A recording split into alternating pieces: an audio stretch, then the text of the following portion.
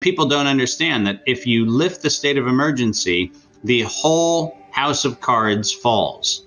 The person who came up with or developed the PCR test says that it's not to be used to diagnose anything. Well, so does the FDA. So does everybody else.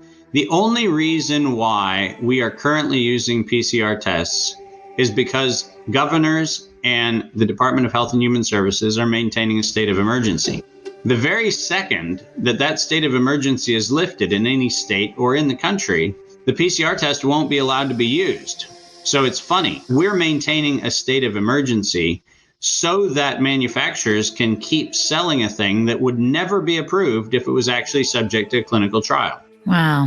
And by the way, that goes for what's being called vaccines, too. I mean, the gene therapy that Moderna is doing, the gene therapy that Pfizer is doing, both of those would be suspended immediately if the state of emergency got lifted. Please be aware of the following important information about the Moderna COVID-19 vaccine.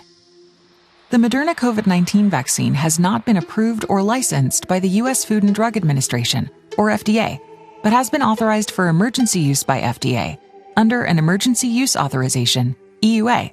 And people don't understand that if you lift the state of emergency, the whole house of cards falls. There is no FDA-approved vaccine to prevent COVID-19.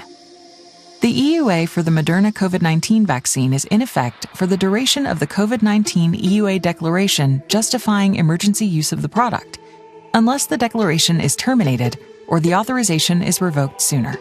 And people don't understand that if you lift the state of emergency, the whole house of cards falls because the emergency use authorization falls with the state of emergency.